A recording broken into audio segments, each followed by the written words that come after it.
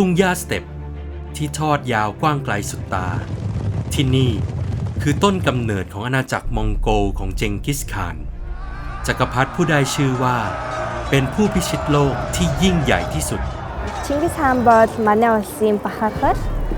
манай улс одоогийн амар тайван байдал Чингис хаан бидэнд өгсөнการแผ่ขยายอำนาจออกไปจนถึงทิเบต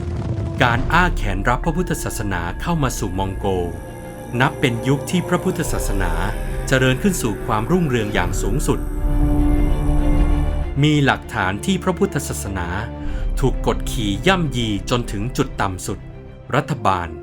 นำโดยนายพลชอยบาซานมีความพยายามที่จะทำลายล้างพระพุทธศาสนาให้ลบออกไปจากใจชาวมองโกลมีการเผาทำลายวัดวาอาราม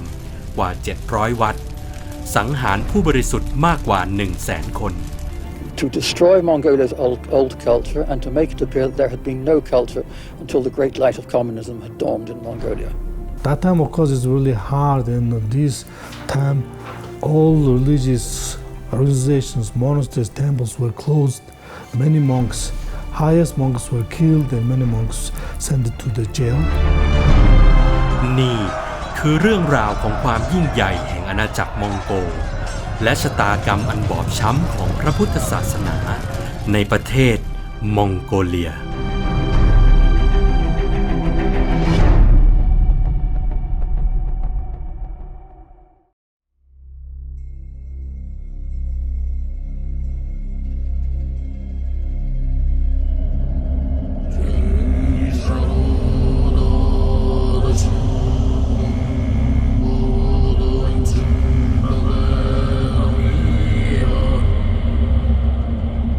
มองโกเลียประเทศที่มีแผ่นดินอันกว้างใหญ่ไพศาลเต็มไปด้วยทุ่งหญ้าสเต็ปสุดลูกหูลูกตาณที่แห่งนี้มีอุณหภูมิที่เปลี่ยนแปลงตลอดทั้งปีฤดูหนาวมีอุณหภูมิติดลบถึง-40 องศาเซลเซียสเลยทีเดียวด้านเหนือติดประเทศรัสเซียด้านใต้ติดประเทศจีนมองโกเลียได้ชื่อว่าเป็นประเทศที่มีพื้นที่ไม่ติดทะเลใหญ่เป็นอันดับ2ของโลก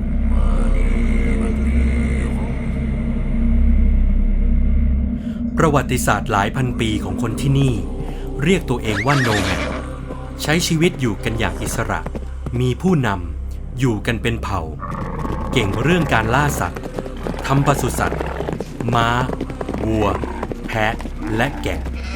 มีชีวิตอยู่แบบย้ายแหล่งหญ้าไปเรื่อยๆไม่มีการปักหลักถิ่นที่อยู่อย่างถาวร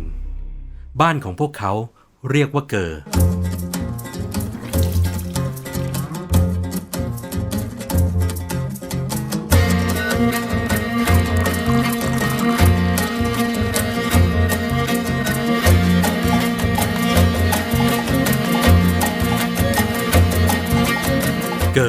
หรือเกียร์ริก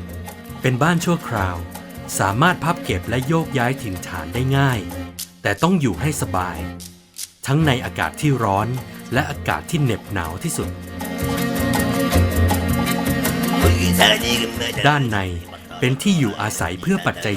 4พักผ่อนหลับนอนประกอบอาหาร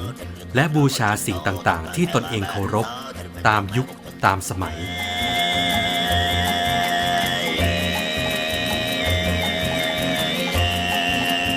ชาวโนแมดไม่ได้มีเพียงเผ่ามองโกเท่านั้นแต่ประกอบไปด้วยหลายเผ่าอยู่ร่วมกันเป็นทั้งมิตรและเป็นทั้งศัตรูต่อสู้แย่งชิงทรัพยากรผลัดกันยิ่งใหญ่สลับกันไปมาอย่างยาวนาน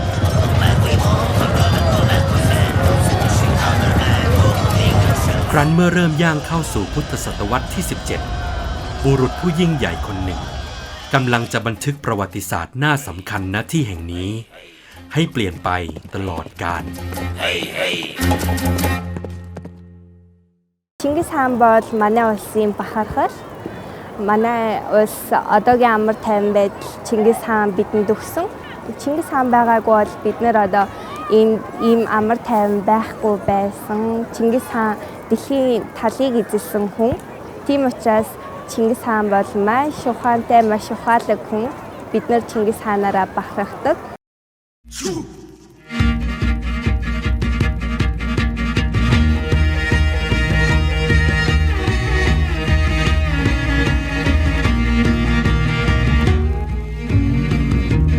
นี่คืออนุสาวรีย์ซึ่งหล่อด้วยโลหะที่ใหญ่ที่สุดในโลกมีความสูงถึง42 เมตรทางรัฐบาลมองโกเลียได้สร้างขึ้นเพื่อเชิดชูความยิ่งใหญ่ของเจงกิสข่านผู้ยิ่งใหญ่ที่สุดของโลกผู้สามารถขยายอาณาจักรมองโกออกไปอย่างกว้างใหญ่ไพศาลมีความรู้ความสามารถในการเป็นผู้นำและเก่งกาจด้านการรบอย่างไม่มีผู้ใดเสมอเหมือน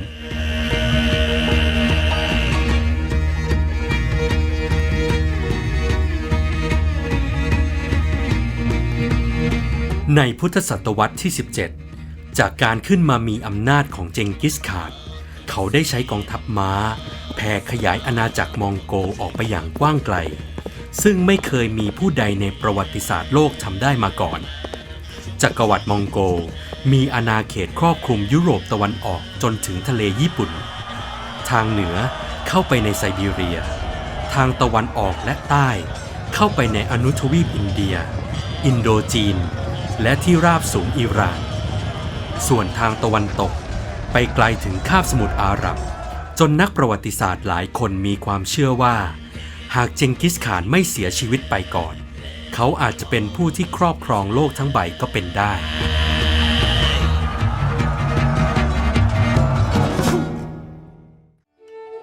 ยุคที่ 1 พุทธศตวรรษที่ 2 ตรงกับสมัยพระเจ้าอโศกมหาราชในอินเดีย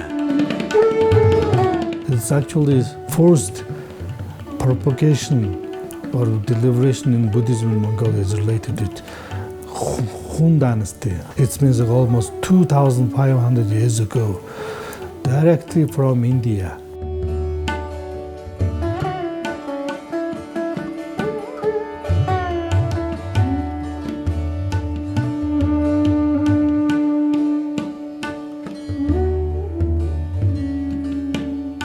หลังจากพระมหาสมณโคดมสัมมาสัมพุทธเจ้าเสด็จดับขันธปรินิพพานณเมืองคุสินาราซึ่งปัจจุบันอยู่ในประเทศอินเดียพระธรรมคำสั่งสอนได้รับการสืบทอดในรูปแบบการสวดมนต์ท่องบนภาวนาจารึกในวัสดุต่างๆเช่นใบลานเป็นต้น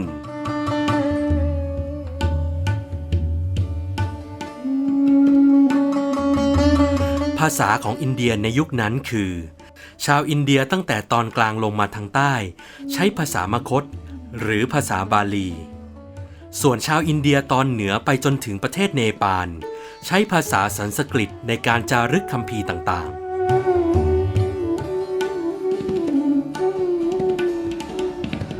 พระเจ้าอโศกมหาราชจักรพรรดิอินเดียผู้ยิ่งใหญ่ทรงครอบครองอาณาจักรอันยิ่งใหญ่ได้ในช่วงเวลาหนึ่งภายหลังพระองค์ทรงหันมานับถือพระพุทธศาสนาทรงเป็นพุทธศาสนูปถัมภกทรงเป็นพุทธมามกะที่เข้มแข็งมากทุกคราวที่ทรงแผ่ขยายดินแดนออกไปมากเพียงใดพระองค์ทรงนำพุทธศาสนาออกไปเผยแผ่ทุกดินแดนมากเพียงนั้นทรงส่งพระธรรมทูตออกเผยแผ่พระพุทธศาสนาออกไปถึง9เส้นทางนักประวัติศาสตร์เชื่อว่าเป็นครั้งแรกที่พระพุทธศาสนาเดินทางไปไกลถึงประเทศมองโกเลียโดยทางเส้นทางสายไหม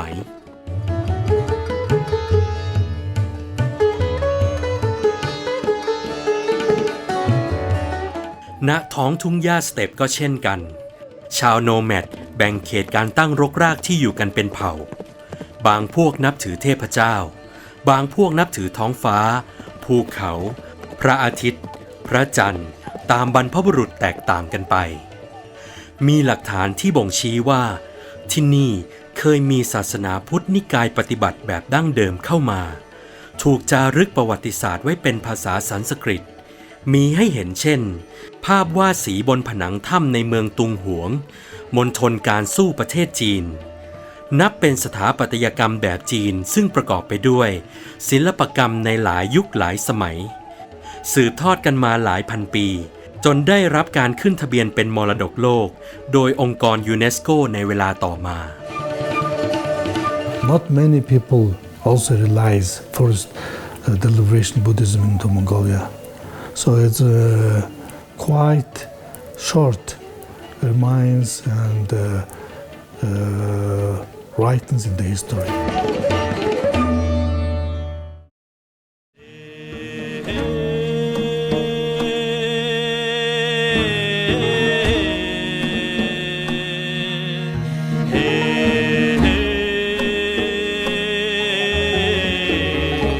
กองทัพอาณาจักรมองโกลภายใต้การนำทัพของเจงกิสข่านผู้ยิ่งใหญ่ ได้รับการสืบทอดมาถึงยุคหลานปู่คือกุบไลข่าน ข่านองค์ที่ 4 แห่งจักรวรรดิมองโกลได้ทำการย้ายเมืองหลวงของอาณาจักรไปที่กรุงปักกิ่งและสถาปนาตนเองเป็นต้นราชวงศ์หยวนในเวลาต่อมากุบไลข่านแผ่ขยายอาณาจักรได้ยิ่งใหญ่กว่าเดิมจากมองโกลลงมาจีนและทิเบตในปัจจุบันตอนนั้นเนี่ยก็ดูแลทั้งมองโกเลียจีนแล้วก็ทิเบตด้วยซึ่งจาก3เผ่า3ประเทศเนี่ยมันก็มีความแตกต่างทางวัฒนธรรมทางด้านภาษาอัธยาศัยใจคอต่างๆดังนั้นคือกุบไลข่านเนี่ยจึงอาศัยพระพุทธศาสนาเนี่ยในการรวมชนทั้ง3ชาติเนี่ยที่มีความแตกต่างทางด้านวัฒนธรรมภาษาและเผ่าพันธุ์เนี่ยให้เป็นอันหนึ่งอันเดียวกันโดยไปอาราธนาพระลามะจากประเทศทิเบตที่มีชื่อว่าพักสปาลามะนะเหมือนอาราธนามาเป็นราชครูเลยนะเป็นราชครูประจำสำนักแล้วก็ทำการเผยแพร่พระพุทธศาสนาแล้วก็มีการประดิษฐ์อักษรที่มีชื่อว่าอักษรสี่เหลี่ยมสำหรับใช้ในการสื่อสารนะเป็นภาษาเป็นอักษรกลางเลยทั้งใช้เขียนจารึกอักษรจีนมองโกภาษาทิเบตเนี่ยเพื่อรวมประเทศให้เป็นอันหนึ่งอันเดียวกันนะด้วยพระพุทธศาสนาในยุคนั้นเนี่ยพระพุทธศาสนาที่กุบไลข่านรับเข้ามาก็เป็นนิกายหมวกแดงนะซึ่งเป็นนิกายเดิมเนี่ยของวชิรยาน So that time also Buddhism come to Mongolia, but not whole Mongolia. It's like some part Mongolia, and also royal family is very close with the Buddhist masters, spiritual leaders from Tibet or China or like some other Asian countries, but not like a whole Mongolian, because the other parts of northern side or like some parts of Mongolia were still like a shaman. So it's also like a more southern side.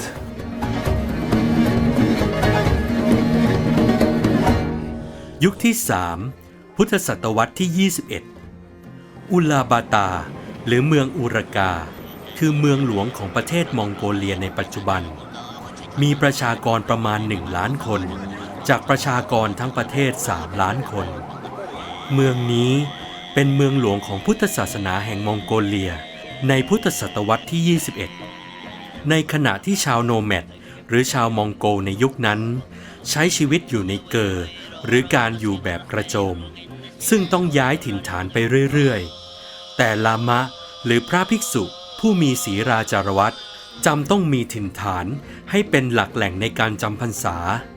การสร้างวัดวาอารามหลายแห่งจึงมีให้เห็นเพื่อเป็นที่พักอาศัยของลามะบริเวณนี้จึงกลายเป็นชุมชนของลามะซึ่งมีทั้งวัดและโรงเรียนพระปริยัติเมืองอูรากาเป็นที่ประทับของท่านลามะจันปาจาระผู้เชี่ยวชาญการแปลสันสกฤตและรจนาธรรมได้อย่างถูกต้องและงดงามลามะจันปาจาระเนี่ยถ้าเป็นชื่อสันสกฤตเนี่ยก็จะชื่อว่าชนะวัชระหรือชัยวัฒน์นี่เองนะก็ถือว่าลามะท่านเนี่ยเป็นผู้ที่มีชื่อเสียงท่านหนึ่งมีความรู้ความสามารถนะท่านก็นำเอานิกายหมวกเหลืองเนี่ยนะมาเผยแผ่คำสอนนะในประเทศมองโกเลียจนกระทั่งปัจจุบันนี้ท่านเป็นเชื้อสายตรงจากลูกหลานของเจงกิสข่านโดยแท้วัยเด็กท่านร่ำเรียนพุทธศาสนาโดยตรงจากท่านดาไลลามะองค์ที่ 5กับท่านปันเชนลามะจากทิเบต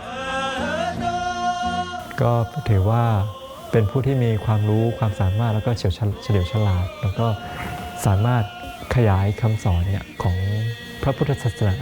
วชิรยานนิกายหมวกเหลืองเนี่ยไปทั่วประเทศมองโกเลียเลยนะจนเป็นที่ยอมรับนะแล้วก็ปฏิบัติสืบต่อกันมาในปัจจุบัน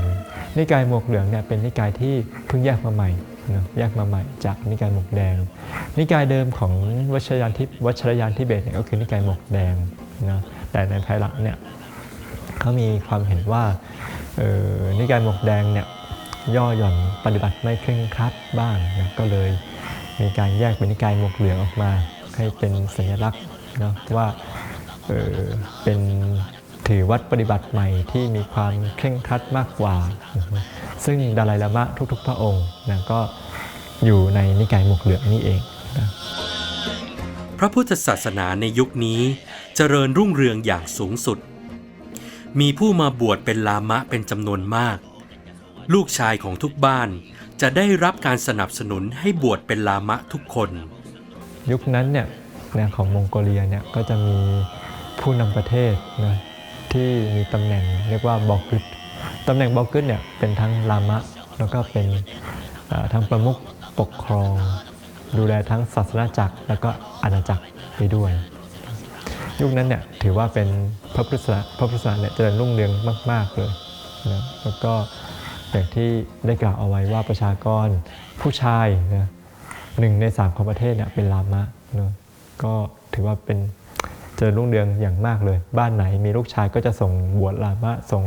บวชเรียนหมดเลยนะยุคที่ 4 พุทธศักราช 2467 ถึง 2535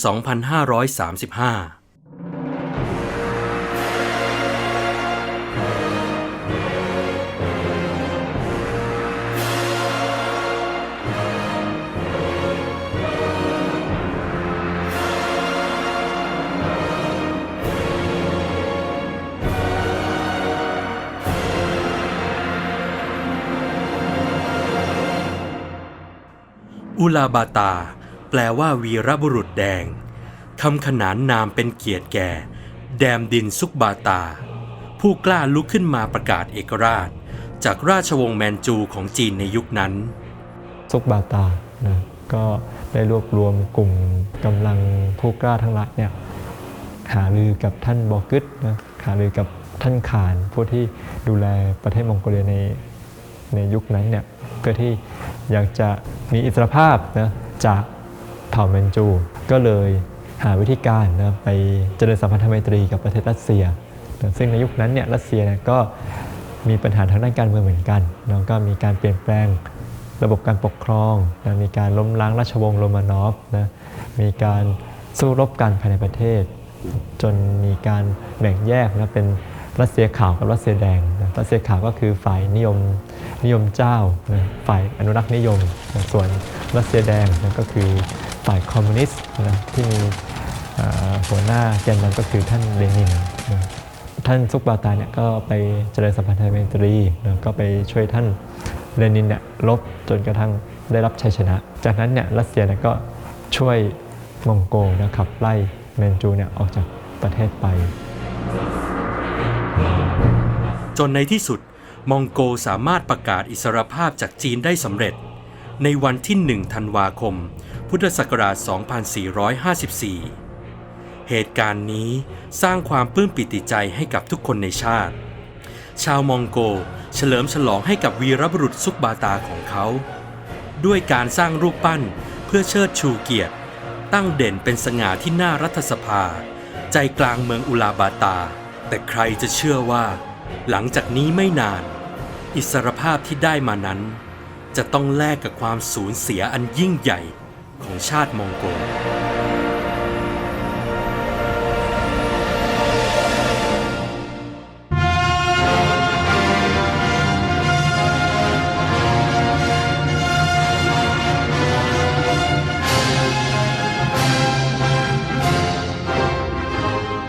วลาดิเมียร์ เลนิน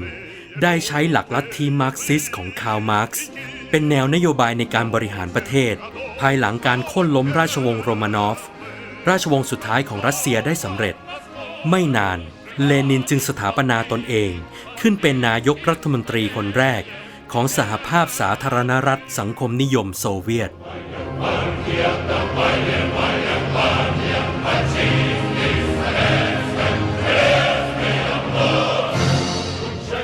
การที่มองโกได้กำลังทหารจากรัสเซียในครั้งนี้ต้องแลกกับการยอมรับเอาลัทธิการปกครองสังคมนิยมแบบสหภาพโซเวียตเข้ามาใช้อย่างเต็มรูปแบบทั้งในการสถาปนาการปกครองระบอบคอมมิวนิสต์วัฒนธรรมภาษาเขียนและขนบธรรมเนียมประเพณีเข้ามาด้วยสหภาพโซเวียตบีบรัฐบาลและประชาชนมองโกเลียให้ ให้อยู่ภายใต้การปกครองของตนมีการใช้โฆษณาชวนเชื่อทุกรูปแบบทั้งในด้านสื่อสิ่งพิมพ์และภาพยนตร์เพื่อให้ประชาชนยอมเปิดรับมากขึ้น That was one of the purposes of the revolution, to destroy Mongolia's old culture and to make it appear that there had been no culture until the great light of communism had dawned in Mongolia. Works of art were burned or thrown away, books were burned. At that time, it was dangerous to be an intellectual. It was dangerous to be able to read the old Mongol language. It was even dangerous to know foreign languages.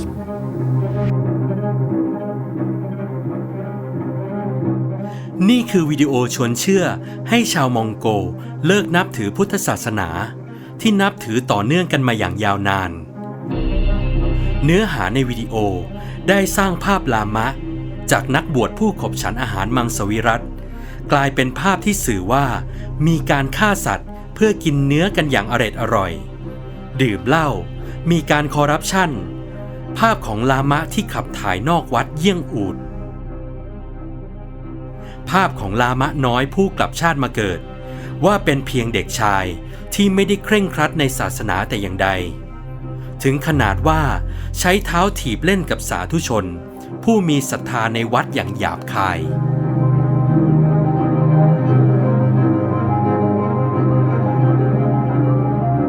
ลัทธิคอมมิวนิสต์คือความเห็นทางการเมืองส่วนตัวของคาร์ล มาร์กซ์เขาไม่มีความเชื่อใดๆต่อทุกศาสนาซึ่งแนวคิดของคอมมิวนิสต์เนี่ยเขามีความคิดว่ามีความเห็นว่าศาสนาคือยาพิษผู้ที่นับถือศาสนาเนี่ยคือผู้ที่งมงายเป็นผู้ที่ลุ่มหลงนะเพราะว่ามีความกลัวต่อภัยธรรมชาติกลัวต่อภัยอันตรายต่างๆแล้วก็ขาดความเชื่อมั่นมีความขลาดกลัวนะมีความโง่เขลานะจึงต้องอาศัยที่พึ่งภายนอกจึงต้องอาศัยพระเจ้านะเป็นที่พึ่งที่ระลึกเป็นที่ยึดเหนี่ยวจิตใจนะเพื่อที่ให้ตัวเองเนี่ยมีกำลังใจในการทำงานมีกำลังใจในการที่จะต่อสู้ฝ่าฟันกับอุปสรรคทั้งหลายต่อสู้กับความกลัวที่อยู่ในใจตัวเองซึ่งในความหมายของศาสนาของคอมมิวนิสต์ที่เขาเข้าใจเนี่ยมันเป็นความหมายของคำว่า religion ความหมายของ religion เองก็คือเป็นเหมือนที่พึ่งที่ระลึกที่อยู่ภายนอกตัวนะแต่ว่าคำว่าศาสนาเนี่ยมาจากภาษาบาลีสันสกฤตมีความหมายว่าเป็นที่พึ่งที่ระลึกที่อยู่ภายในนะซึ่งเอาจริงๆแล้วเนี่ยพระพุทธศาสนาเองก็มีความเชื่อมั่นนะในหลักของกฎแห่งกรรมใครทำดีได้ดีทำชั่วได้ชั่วเชื่อมั่นในความสามารถศักยภาพของมนุษย์ซึ่งก็ไม่ถือว่าไม่ได้ขัดแย้งอะไรกับลัทธิคอมมิวนิสต์เลยแต่เนื่องจากว่าการตีความหมายของคนในยุคนั้นเนี่ยเขาถือว่า religion กับศาสนาเนี่ยเป็นคำเดียวกันแนวคิดแบบนี้เองทุกศาสนาจึงกลายเป็นศัตรูของระบอบคอมมิวนิสต์นักบวชในศาสนาคือกบฏของรัฐบาล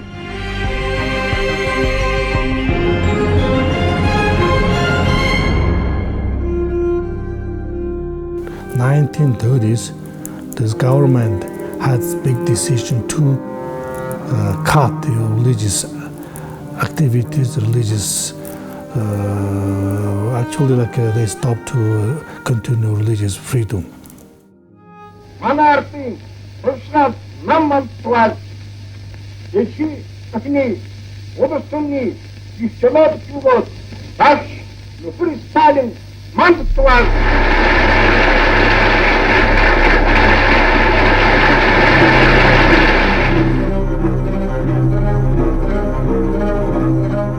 ในปีพุทธศักราช 2480 โจเซฟ สตาลินผู้สืบทอดตำแหน่งผู้นำของสหภาพโซเวียตต่อจากเลนินมีคำสั่งให้รัฐบาลประชาชนมองโกเลียปราบปรามผู้ที่เป็นศัตรูของระบอบคอมมิวนิสต์ทั้งหมดมีโฆษณาชวนเชื่อออกมาว่าศาสนาเป็นภัยต่อรัฐนักบวชที่เป็นพระลามะรวมถึงศาสนสถานวัดวาอารามต้องถูกทำลายให้สิ้นหรือแม้ผู้ที่ทำบุญถวายภัตตาหารกับลามะก็ต้องมีโทษถึงตายเช่นกันวัดทั้งหลายทั้งปวงก็ถูก ปิดถูกทำลายลามะก็ถูกฆ่าถูกจับราสิกขาเพื่อให้มาทำงานในโรงงานทอผ้าโรงงานทำรองเท้าเหมือนประชาชนทั่วไป That time, of course, it's really hard, and this time, all religious organizations, monasteries, temples were closed. Many monks, highest monks, were killed, and many monks sent to the jail.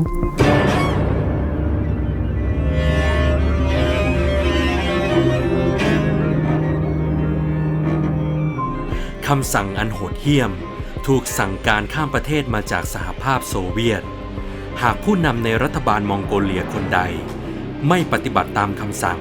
ในการกำจัดพุทธศาสนาออกไปจากมองโกเลียต้องโทษถึงตายมีการข่มขู่ยึดประเทศให้สหภาพโซเวียตเข้ามาปกครองแบบเบ็ดเสร็จ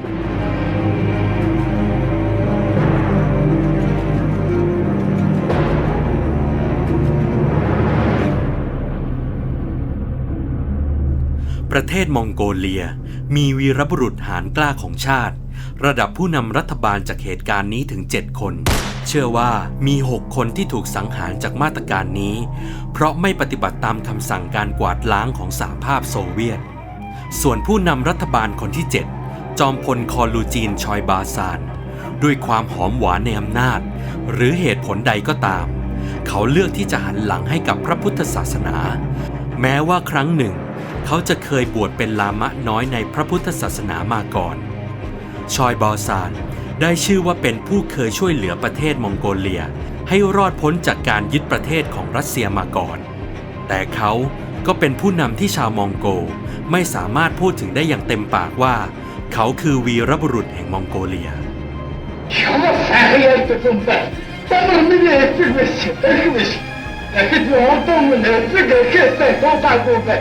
Sankt Maskat'tan buradan devam ettirmiş. Esnafın Farsızmın bitti. Ettikti mi? Ekti mi? Yasta ettik bak. Nüfür vurmayın kendine katkısın bilin. Daha zamanlar.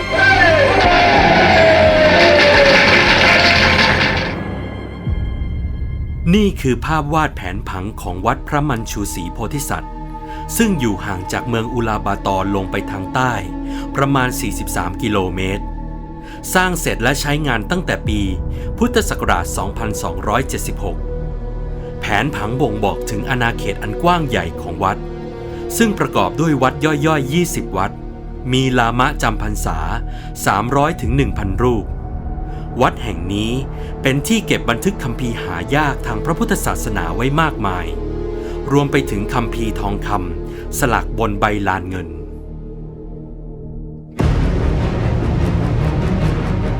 และนี่คือภาพของชุมชนวัดมัญชูศรีโพธิสัตว์ในปัจจุบันบริเวณทางขึ้นเขาเป็นหินเรียงกันสวยงามดังภาพวาดที่มีเส้นนำสายตาไปสู่พุทธสถานที่อยู่ด้านบน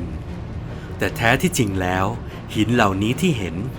คือซากของโครงสร้างรากฐานของชุมชนวัดที่เคยมีมากถึง20 อาคาร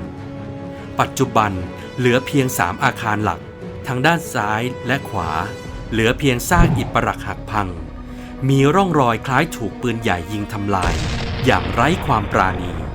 แม้แต่อาคารตรงกลางก็มิได้รอดพ้นจากการถูกทำลายไปได้ส่วนนี้ได้รับการบูรณะสร้างขึ้นมาใหม่ในภายหลังเมื่อปีพุทธศักราช 2533 เพื่อให้ชนรุ่นหลังได้ศึกษาประวัติศาสตร์อันโหดร้ายของรัฐบาลมองโกเลียซึ่งนำโดยจอมพลชอยบาซานนั่นเอง 허라산 같은 거 있기만 해도 진짜 이게 지금 욕지 뭐 요즘 들니 그러니까 남살 때고 니가 어떤 것도 남 그니 같은 돈도 막 그렇게 진짜 뒤 맞아가는 거지 그게 인적도 유임사 지금 뒤 말이 진짜 이런 또 홍어라산 같아 내가 두고 되게 우리 되게 그냥 보통 이렇게 맞아가는 게 들어가 지킨 거 있지 맞아가는 데는 그냥 갔다 이렇게 공사해서 시작하러 가니까 다녀 갔다 답답해 하면서 나르치다 이 방비처럼 그렇게 영시적으로 자다 또 합치하면서 또 이래서 야오나 그런데 아담이 그럼 거기 있자오다 인터가 된것 내가 야하도 나 한데가 남아니고 세도 이 조이달 하스를 선택을 했더니 사실 소륵쳐 온 숨은 저거 데리고 놀아가 또 땡기고 흐트리고 저거 Тэгээ шимлээд ерөөсөө тэгэл хаалгаагаар тэгэл ерөөсөө дууссан шүү дээ. Бид тэр тавьдахгүй айгаад ерөөсөө одоо айгүй одоо бас баригдах юм байна тэрийг одоо ерөөсөө тэр үед чинь одоо гөрхөн ном тэрийг уул хатан залах нэгэн залаад тэгээд ингээл хөдөө гарсан хөдөө гараад яхаа тэгэл малхоо ажгаа маллаад за өнөөдөр нь хэзээ авчиж юм бэл да гэж одоо ингээл цөмөр айхгүй яах вэ айхын дээдгээр айдсан тэгээ бүр хөдөлгөөнгүй болгочихсон байсан юм аа.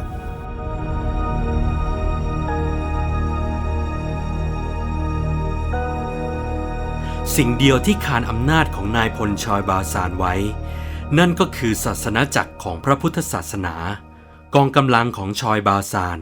และกองกำลังสนับสนุน NKVD จากสหภาพโซเวียตได้เผาทุบทำลายวัดทั้งหมดในมองโกเลียรวมถึงพระพุทธรูปทองคำก็ถูกเผาเพื่อเอาทองคำไปด้วยคัมภีร์ทางพระพุทธศาสนาถูกกวาดล้างและถูกเผาทำลายไม่มีเหลือใครจะเชื่อว่านี่คืออดีตเมืองพุทธที่เคยรุ่งเรืองถึงจุดสูงสุดแต่กลับเดินทางมาถึงจุดที่ต่ำที่สุดได้เพียงนี้ปฏิบัติการกวาดล้างอย่างบ้าคลั่งของจอมพลชอยบาซานดำเนินการต่อเนื่องกินเวลายาวนานถึง11 ปีในช่วงที่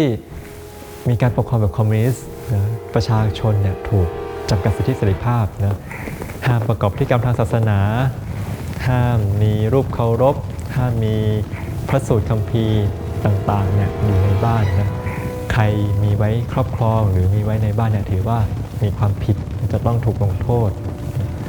ดังนั้นคือคนโบราณในยุคนั้นเนี่ยเขาก็จะเอาพระพุทธรูปหรือพระสูตรเนี่ยไปแอบซ่อนไว้ในถ้ำหรือโคนต้นไม้ที่ปลอดที่เขามีความเชื่อว่าปลอดภัยทหารจะไม่สามารถมาทำลายสิ่งศักดิ์สิทธิ์ของเขาได้ There was some very few monasteries still open, but it's not like a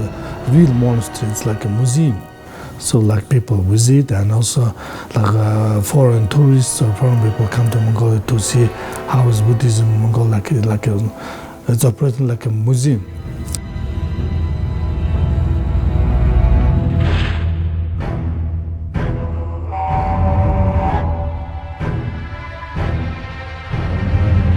ในห้องเก็บเอกสารลับแห่งนี้มีบันทึกปฏิบัติการสังหารหมู่ของลามะจำนวน 17,000 คนซึ่งเกิดขึ้นในช่วงปีพุทธศักราช 2480 ถึง 2481 ในรายงานฉบับหนึ่งพบหลักฐานคำสั่งของนายพลชอยบาซานที่เขียนด้วยลายมือของเขาเองว่าจงเติมเต็มงานของพวกเขาจงจับกุมและปลิดชีวิตลามะรายงานเหล่านี้ในทุกครั้งที่หน่วยสังหารออกปฏิบัติการนั้นมีการลงรายละเอียดตัวเลขของผู้ถูกฆาตกรรมอย่างชัดเจนมีลายเซ็นของนายพลชอยบาซานรับรองคำสั่งในทุกภารกิจที่สำเร็จวันหนึ่งณโรงละครกลางใจเมืองอุลาบาตาลามะหลายร้อยชีวิตถูกมัดมือถูกคาดคั้นและถูกสอบสวนในข้อกล่าวหาว่าเป็นสายลับให้กับจักรพรรดิญี่ปุ่นหนึ่งในหัวหน้าชุดปฏิบัติการกวาดล้างพุทธศาสนาที่มือเคยเปื้อนเลือดผู้บริสุทธิ์ 15,720 คนในครั้งนั้นได้เล่าถึงเหตุการณ์ที่เขาต้องจดจำอย่างไม่มีวันลืม Ишэл машин дээр атсан байгаад машинаас одоо авсан тэр нүхний аман дээр барьж байруудууд тэр оролцол хийдэг тийм. Тэгээд тэр үед даанч хянал шалгалт байхгүй. Их хэлс зүгээр тэр хийгээгүй өдөө хүмүүс бодсон та хөрхи. 10 жилээр гээд чэдүүд 300 хүний хэрэг таслахад 200 нь удаад 100 нь 10 жил ихтэйтэй. Тэгээд л одоо тэр нэрээр нь дуудаад гаргаж ирээд гарын хилээд дээлийн өмөргөөд тэр баян шотны газар байдгийг том нөх тэнд аваачиж төлөөлөж буудаад тэгээд тэнд тусгай хорооны цэргүүдээр мануулна. Тэгээд тэр дүүрийг тэр нүхий дүүрийг дээж болно. Тэрнээс дуудаад чэгалсан бууд 10 жилийн ердөө ганцаараа дураараа тэр чэгалсны үг босны зарлиг тэр саарл гүйцэтгэв. 걔네들 헌신 부리던도 가시고 그 하면서 사이트 하라는 내리면서 나는 버스도 헌신 부리던도 요또 กะโหลกมนุษย์มากมายเรียงรายจมอยู่ในทะเลทรายแห่งนี้คือหลักฐานจากทุ่งสังหารแห่งหนึ่งในหลายแห่งที่กองกำลังของนายพลชอยบาซานสั่งให้พาบรรดาลามะที่หลบหนีออกนอกประเทศไม่ทันมาสังหารที่นี่ร่องรอยแสดงให้เห็นการฆ่าอันโหดเหี้ยมโดยใช้ปืนยิงศีรษะปลิดชีวิตของลามะนับแสนชีวิตลงทันทีข้างกองกระดูกยังพบซากจีวรเก่าที่ถูกทิ้งร้างแม้ผ่านการเวลามากว่า70 ปีนี่คือโศกนาฏกรรมของชาวพุทธอย่างแท้จริง Disney баатарч гэж бид одоо нэрлэдэггүй. За зөвхөн алан ядагч байсан ч гэж одоо нэрлэдэггүй. Ягаад гэвэл энэ нийгмийн Монголын ард түмний өмнө дэсэн авиатай үсчвээ. тэр хэлүүдлийн үеийн 저승기의 어떤 여러 가지 үе системийн тэр дарангойлийн үед одоо айсан айдсууд амтны дотор сэтгэлд бий үлдсэн одоо доктораас нь гээ тарихыг оролдож байгаа. โศกนาฏกรรมในครั้งนี้คงมีเพียงกฎแห่งกรรมเท่านั้นที่จะให้ผลตอบแทนการกระทำอันเหี้ยมโหดของคนเหล่านี้ได้ That time was many monks were killed, but then some young monks or some countryside monks escaped to other country in Mongolia or like Tibet or whatever. And after 1940, early 50s, they come back, and 60s also come back. Our man at that time loved to come back. Belief is not like belief is intangible, so it still exists inside. Even people killed or sent to jail, the time is gone. They come back, but still the inside they're keeping their religion, the belief. So that's how Buddhism surviving in the hard time.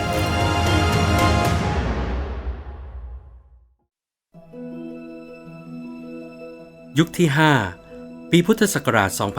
2533 จนถึงปัจจุบันการล่มสลายของสหภาพโซเวียตส่งผลกระทบอันใหญ่หลวงสู่ประเทศต่างๆทั่วโลก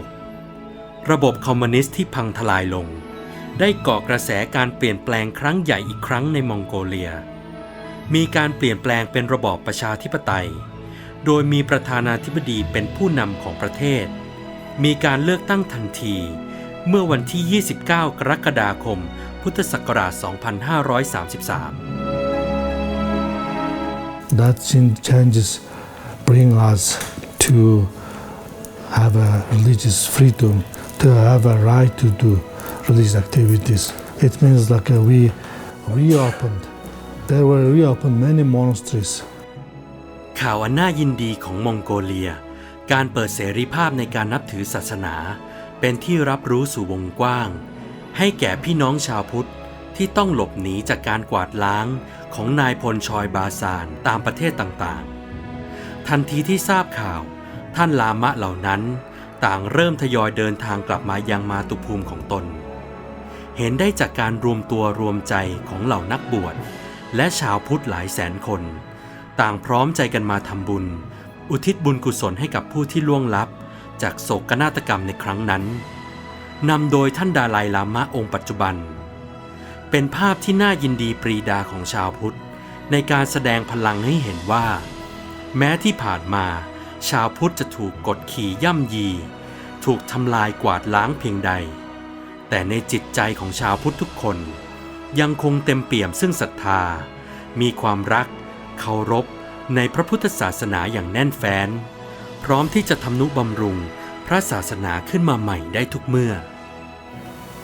พระพุทธศาสนาในมองโกเลียก็ได้รับการฟื้นฟูอีกครั้งหนึ่งนะ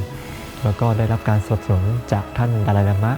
องค์ปัจจุบันนะจากทิเบตนะ มีการส่งลามะไปเรียนที่ประเทศอินเดียแล้วก็กลับมาเป็นอาจารย์ กลับมาเป็นเจ้าอาวาสสำหรับทำนุบำรุงพระพุทธศาสนาฟื้นฟูพระพุทธศาสนาในมองโกเลีย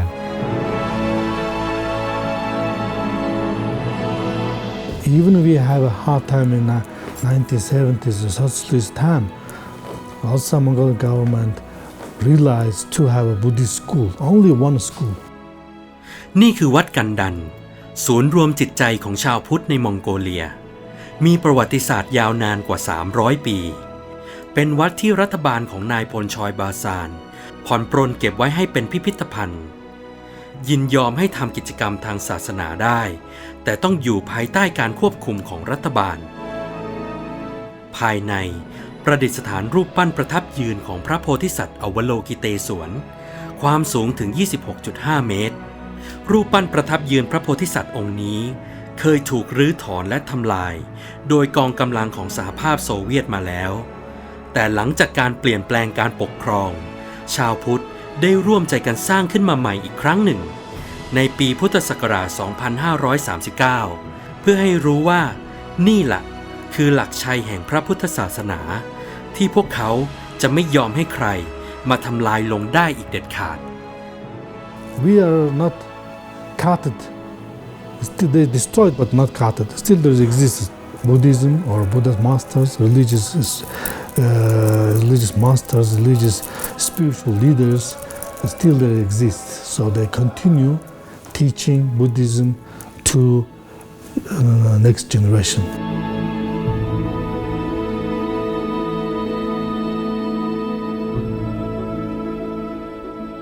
ปัจจุบันผู้ที่นับถือศาสนาพุทธในประเทศมองโกเลีย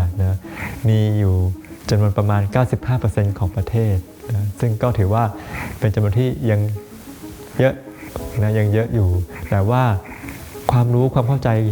ในพระพุทธศาสนาเนี่ยก็ถือว่ายังน้อยมากเพราะว่าตลอดระยะเวลาที่มีการปกครองด้วยระบบโซเชียลิซึมระบบสังคมนิยมเนี่ยเป็นระยะเวลาประมาณ70 ปีที่พระพุทธศาสนาถูกแช่แข็งไม่มีการพูดถึงไม่มีการกล่าวถึงทำให้ความรู้ความเข้าใจของชาวมองโกเลียเนี่ยในเรื่องของพระพุทธศาสนาเนี่ยอาจจะเข้าใจได้ไม่สมบูรณ์อย่างเต็มที่นะแต่ว่าพระพุทธศาสนาเนี่ยฝังรากฝังลึกอยู่ในขนบธรรมเนียมชีวิตความเป็นอยู่ของชาวมองโกเลียนะชาวมองโกมีพื้นฐานความเคารพการนับถือพระพุทธเจ้านับถือพระพุทธศาสนาเคารพพระสงฆ์เป็นพื้นฐานโดยปกติอยู่แล้วแต่ว่าหลักการปฏิบัติหรือการที่จะเข้าใจคำสอนของพระพุทธเจ้าเนี่ยผู้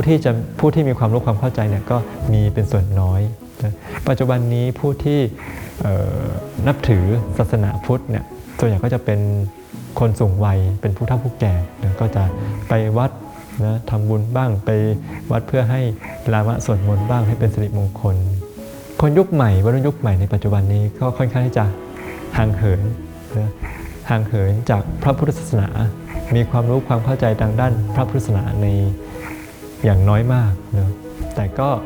นับถือพระพุทธศาสนาเนี่ยตามครอบครัวแหละพ่อแม่เป็นพุทธเราก็เกิดมาแล้วก็ถือว่าเป็นพุทธแต่ว่าเราจะต้องปฏิบัติอย่างไรจะต้องทำอย่างไรในฐานะเ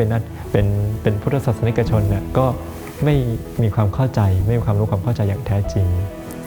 Buddhism now has a very good time because government really supporting Buddhism and the constitution there is indicate a big like Mongolian citizens Mongolian has a big religious freedom. Buddha's main teaching is love and compassion. So we have to love others, every nation, every people, every beings, and also we have to develop or have to reach compassion in around the world. So that's our main goal and main teachings. So we have to collaborate other religious friends, also other interfaith organizations, interfaith leaders. So it means like for peace and for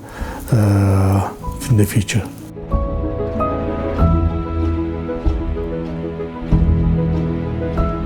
สาธุชนชาวมองโกที่มาสักการะพระพุทธรูปในพระวิหารหลัก ก่อนที่เขาจะก้าวพ้นเขตของโบสถ์หรือวิหารออกไป พวกเขาได้ยืนหันหลังให้ประตูทางออก หันหน้าเข้าหาพระประธาน แล้วจึงเดินถอยหลังออกไป การที่เขาเดินถอยหลังออกคือศรัทธาที่สืบทอดต่อกันมาจากรุ่นสู่รุ่นว่า เราชาวมองโกจะไม่มีวันหันหลังให้กับพระพุทธศาสนาเป็นอันขาด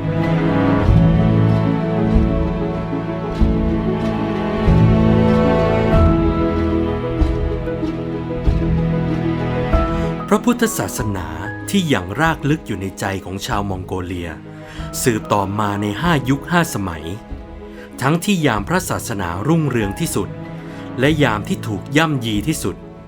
เมื่อได้ค้นคว้าประวัติศาสตร์ดูแล้วมิใช่ใครอื่นเป็นผู้กระทำแต่คืออดีตชาวพุทธที่หันหลังให้กับพระพุทธศาสนานั่นเอง เราต้องกลับมาตั้งคำถามว่าจากโศกนาฏกรรมในประวัติศาสตร์พระพุทธศาสนาของมองโกเลียที่เคยเกิดขึ้นในอดีตเราจะยังเป็นคนที่หันหลังหรือเดินหน้าปกป้องพระพุทธศาสนาต่อไป